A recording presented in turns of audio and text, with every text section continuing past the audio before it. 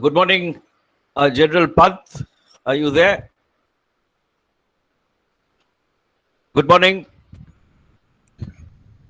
Good morning, everyone. Good morning, Mr. Nair. Yeah, good morning, Lieutenant General Pant.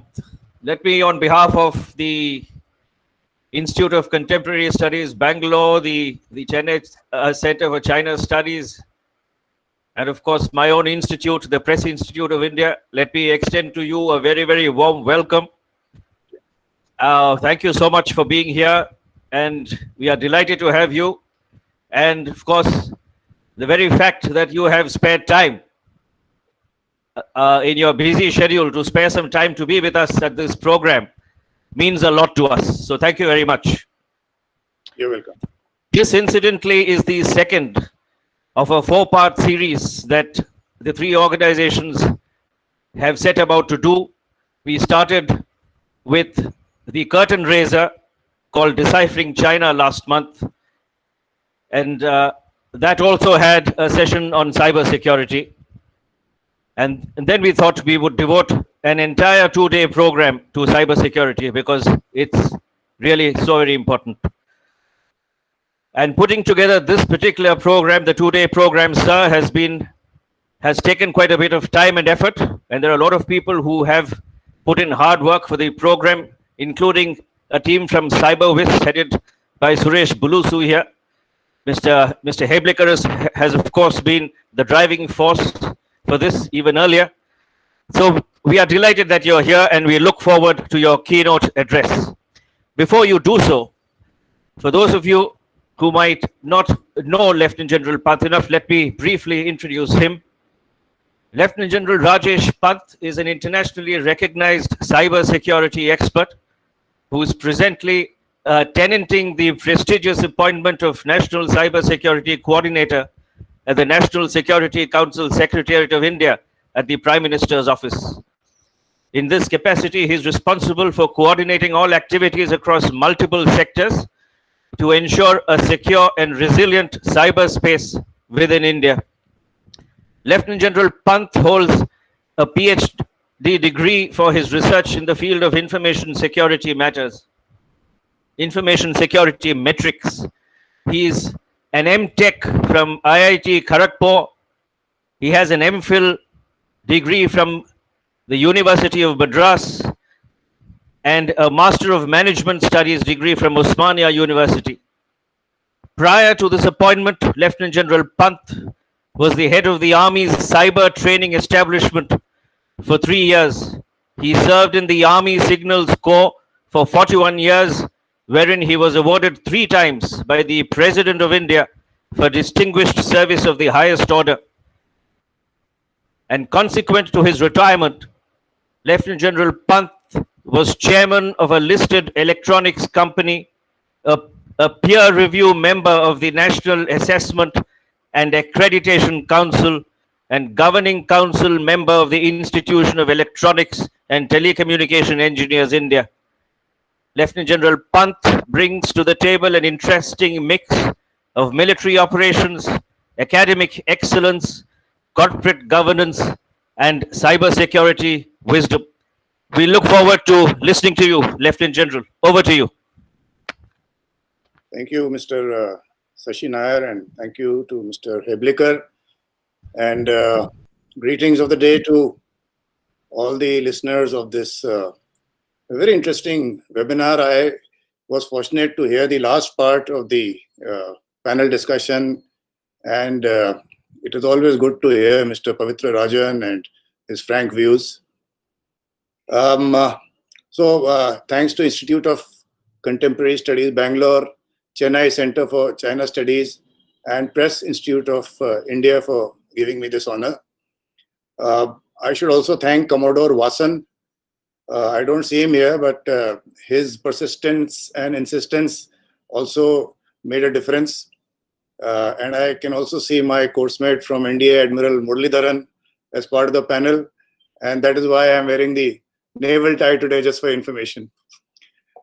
So I think it's a very relevant and timely subject: deciphering China, cybersecurity, and securing India. And let me add that what Dr. Anuradha Rao was saying about what is India doing in cybersecurity awareness, this particular month of October is celebrated globally as a National Cybersecurity Awareness Month. And what we've done this time is something different. I've personally reached out to all the IT secretaries of the states and all the sectoral regulators and all the ministries of the government and requested them for a very focused awareness campaign. And I'm seeing the results sitting here, that right since day one, there are these, jingles coming on the FM radio. There is an ad going around which Mr. Amitabh Bachchan has made. And when I get the feedback from what Tamil Nadu has done, what Karnataka, Telangana, and Delhi police have done in terms of holding quiz competitions and various other competitions and lectures for all the CISOs, etc., it's really heartening to see the awareness that is happening in India at the moment. And as if that was not enough, we have your institutes coming together and again in this month of October holding this very interesting webinar. As we speak, not too far from here, the 2+2 dialogue is going on. We are aware that these are the circumstances in which there is a standoff in the LAC. Today is also celebrated as the Infantry Day, by the way. 27th of October is the day when, after the raiders came in 1947 in Jammu and Kashmir, the infantry landed and gave them a bloody nose way back. And as we speak, there is also talk of the Quad getting more closer and stronger, and participation of Australia in the Malabar exercise. So in this environment, to discuss China, which people have always said is an enigma wrapped in a mystery, I think is very important. Because last 50 years, you and me, with the age that we have seen the world from the bipolar to the unipolar to the multipolar and now back to the bipolar. So from the US, Russia, now to the China. And this geopolitics has had a direct impact on the technological bipolarity. You are aware as we speak that in the last, I would say, especially the last 2 years, it started with a rude shock which the Americans got when they realized that China has stolen the march over them in 5G. And when they went into the background, they found that almost 30 to 40% of the patents are with Huawei. And when they realized that 5G is not a pure telecom network, but it is going to provide the basis for all the other sectors, including your vehicles, including agriculture, including not only telecom, smart cities, etc. Then they realized how much of a control and how quietly and efficiently China has managed its way. Because in the last 5 years, whenever the meetings of the 3GPP used to take place in ITU, and the 3GPP is the third generation partnership project, which creates the standards for 5G. China used to send delegations over 100 people. Basically, it is an industry-led sort of a consortium. Whereas I don't know about the US, but I can tell you from India, it used to be in single digits. And that single digits also is very, very, just 1 or 2 people used to go from the DOT. And that is where the standards were being decided. So we missed out on that. We actually miscalculated very badly. So coming back to the US-China relationship, when the US placed Huawei in its entities list, since then we have been seeing one after the other, some measures being taken by both the sides. So we have the various laws coming out by their FCC, etc. We have the clean network, which people are discussing. I'm sure all of you have heard on what the Americans are doing. They are creating a clean path, a clean network, a clean submarine cable, a clean component. So anything less China, they're calling it clean. Then in the European arena, in the EU, we have what is called as the Prague 5G security proposals. And there also, if you see the Prague proposals, it is all hinting at a non-China solution.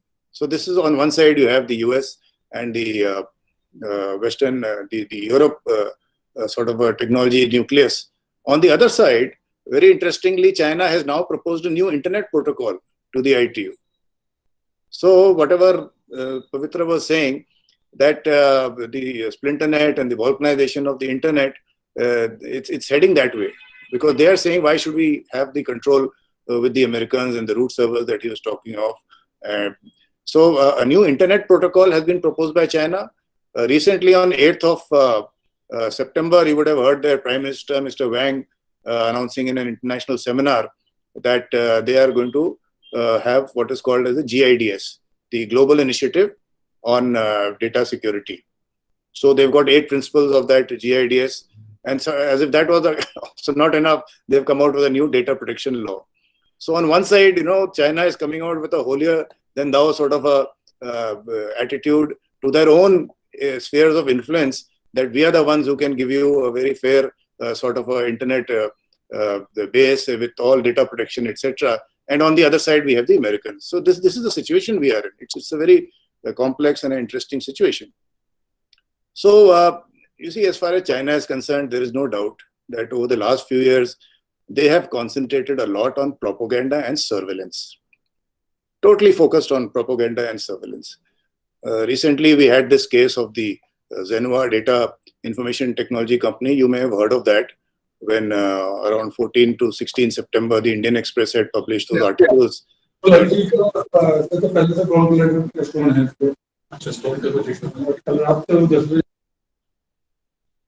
I think somebody, I hope it was not the Chinese trying to enter our webinar.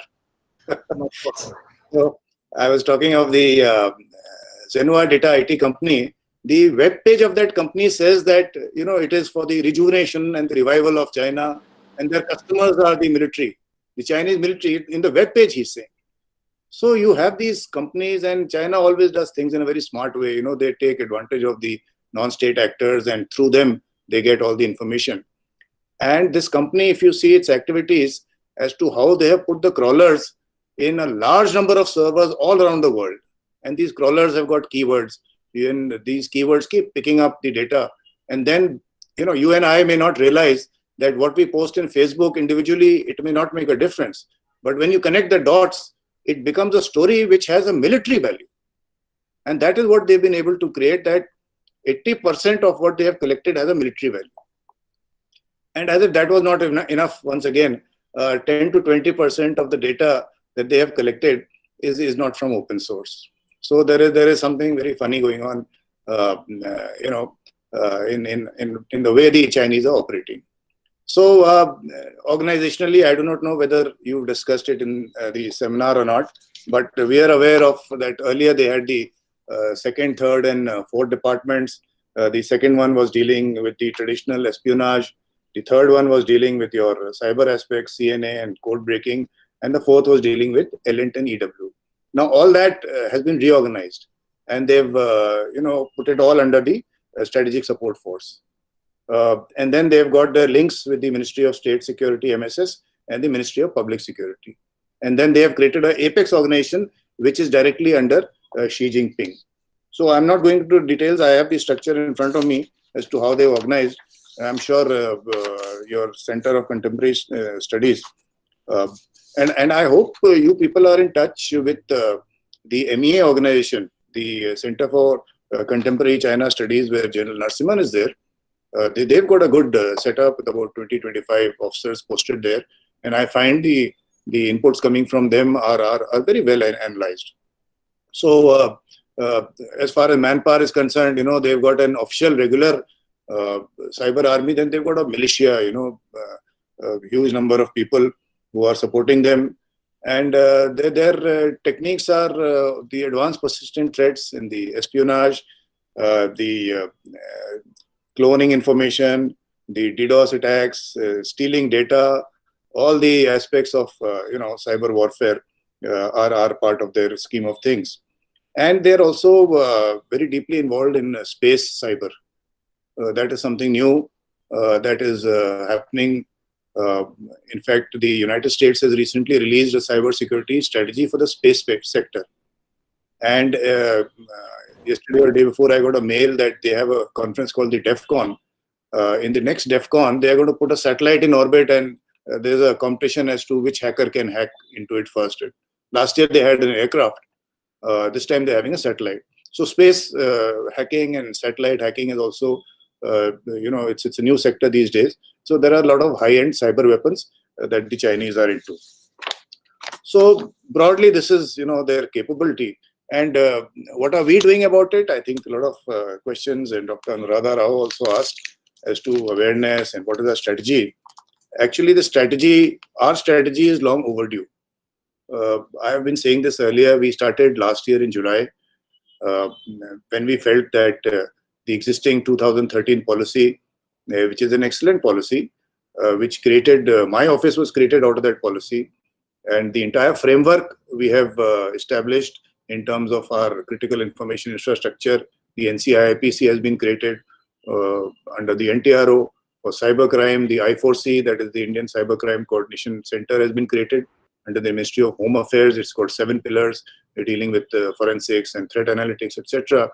Then Ministry of External Affairs has got a cyber diplomacy division, and we've got for threat prediction, National Cyber Coordination Center, again under MIT. So our structures have come into place, and it was because of the 2013 policy. Now we have to go forward.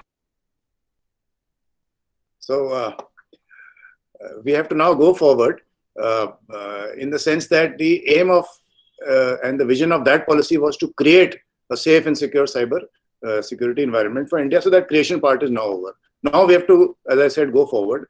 And this new strategy, the vision of the new strategy is to ensure a safe, secure, trusted, resilient, and vibrant cyberspace for India's prosperity. So we are now going a few notches higher. And the strategy is going to cover a whole of nation approach with what is called as a CBDR, a common but differentiated responsibility. That means everyone is responsible for the national cybersecurity. So individuals have a different role, business has a different role, government has a different role, academia has a different role, but everyone has a role because it has to be collective effort for national cybersecurity. So then we are saying that cyber security is a strategic sector, and it impacts the society, economics, and political domains. We are talking of data as a national resource. I'm just going over the broad headings because this strategy will come out very soon. It is just waiting for the CCS approval. And as you know, some elections, important elections are going on. Otherwise, it would have been out. We are talking of building indigenous capabilities, and I'm sure when it comes out, Mr. Pavitra Rajan will be quite satisfied with what all we are proposing. We are talking of an assured defense posture. This will be explained when the strategy comes out, but the only hint I can give is that if you see what the British strategy and the American strategy, they are talking of offensive defense. So something of that nature will be mentioned in that. We are also talking of a central apex body, legislative framework, including cyber insurance, cyber education, how to handle threat intelligence. That's a very important aspect because I find that different verticals are, handling threat intel in a different manner. We are thinking of creating a framework where you have a threat exchange, and from there people are given this threat intelligence. We are also creating our own national malware repository. Some of you may be aware that today, if there is a malware found, then it is reported to a company in Singapore owned by Google, which is called VirusTotal. So all the malware which is there in the country is known to them. So which is not a very happy situation. So we are finding a solution to that and creating it's not an easy task. And then we are also the state and the sectoral CSIRTs, which is like a computer emergency response team. And even I was not aware that there is a patent which has been taken by the Carnegie Mellon University that there can only be one national CERT. So the state response team, I can't call it as a CERT Tamil Nadu or something like that. So it has to be a CSIRT. So that was an education for me also. But what I'm saying is that sectoral and state CERTs, CSIRTs are also coming up. And as I said, some states have gone ahead in that. Then cybercrime is a very, very major aspect. Just last year, we lost 1.24 lakh crores of rupees due to cybercrime. And globally, I was in that Singapore cyber week this last week itself, where one of the leaders of a very responsible nation said that in the first 9 months of this year, the total loss due to cybercrime has been $2 trillion US.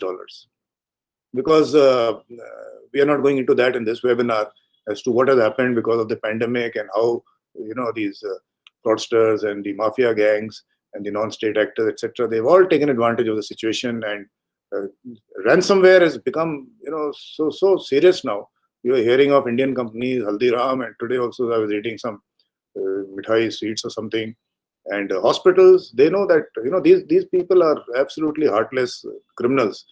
So they are earning a lot of money in this. So this has to be tackled, and that is a separate discussion because I was in Cyber Week of Israel also, where I told them, why don't we come together and at least try and attribute and traceability of these cyber attacks, and if not the IP addresses, because the last IP address is from some server which they've hired. I was telling them, let us trace the money trail at least. Who has paid for that server? That may be an easier way out. So all these discussion is going on. Cybercrime, I can tell you, it's absolutely on the top of our mind. It's a very serious issue. So then we are also in this strategy handling the cyber audit, because presently the system of cyber audit is that there is a cert impaneled auditor which carries out audit, and since the companies pay for that, only the minimum boxes are ticked.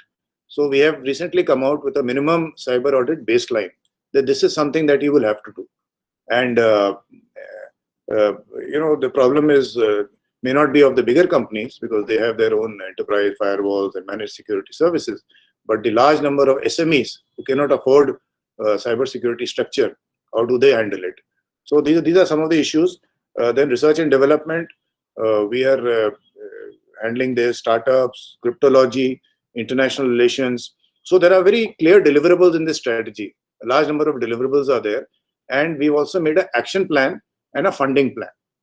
Because in the last strategy also, it is still an excellent policy, 2013 policy, but there was no action plan and the funding was not mentioned. So we said we want to train 500 to 500,000 cyber skilled workers. So people were not clear as to what level do you want to train them, what will happen after they are trained, where will they go. So that loop was not completed. So all those things that we found were lacking in the previous policy, we have tried our best to overcome that. And if you see the UK's strategy, the last line says that 1.6 billion pounds will be spent over the next 5 years in the implementation of this strategy. Similar thing is there in the Australian strategy, which was released last month. Similar thing is there in the Malaysian strategy, which was released on the 12th. So every strategy, at the end of it, gives an action plan and a funding. So similar thing we have done in our strategy. So I'm as excited as you, all of you, that this strategy comes out and we have a whole of nation approach to tackle the many problems that we are having. So this is how we intend tackling the issue. I started off by speaking about China and what they are up to. There are many more things to discuss about China, but time is not with us. But I must compliment that these three organizations have got together, and you are doing such a good work I would say at a regional level. So I wish you all the best. If there is anything, any support that you want from me, if there's any project or something where I can help, I control a small fund and I would be willing to help, because I'm paid for spreading this culture of cybersecurity so that it goes at least to the masses and throughout the country. So on that positive note, thank you very much for giving me this honor. I wish you great success. Thank you. Jai Hind. Thank you, General. Commander wasn't here. I was always here. Just that I had not switched on my video. But thanks for your offer and great having you with us. Shashi, who's making the vote of thanks? Suresh, Bulusu will have to just step in. Suresh, are you there? I'm very much here. Yeah, vote of thanks, please. Yeah. Mr. Rajesh Pant, that was fantastic. It was the way your narrative was very easy for us to follow. It was easy pace, and you gave us so many points, for us to feel happy in terms of as an Indian, first of all, and as a technician, specifically focusing on cybersecurity. This is what we have been doing for most part of our lives, working for various MNCs. So the good part which you spoke about is India's strategy. As you mentioned, long overdue. We are still working on the 2013 process, but you're building on that. You have got a plethora of bodies which are talking in this space. You also spoke about the CBDR. You spoke about a new visibility and dynamic cyber security force, which you talk about safety, security, structure, and vibrant, which is exciting to hear about. And as people say, if you're not hacked, you'll be hacked soon. So you'll have to find ways of business continuity and de-risking. So it was amazing to listen to you about that. Part of the global initiative of data security, where China is pushing their points, specifically in the data protection side. And we are talking about a national presence, which will help not only the businesses or the government of India, but all walks of life, which is talking about legislation, which is talking about threat intelligence, which is talking about learning and training, which are important points which have to be pieced together to come up with a government which is talking about cybersecurity. We were talking about last year's cybersecurity crisis, and more recently the Haldiram and Dr. Reddy's, which are stories which are coming in. Many times we see that when we approach probable clients, they are in denial of being attacked, and therefore they are sitting in a comfortable stage. But in the last few months, I've seen that it is actually shaking up every industry, whatever domain we are talking about. So thank you for a wonderful session, sir. It was wonderful to connect with you, and I hope to connect with you again soon on matters of interest. Thank you very much for the wonderful exchange of ideas.